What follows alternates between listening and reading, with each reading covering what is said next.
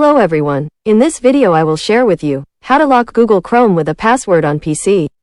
Watch this video until the end, and pay attention to this little arrow to follow the steps.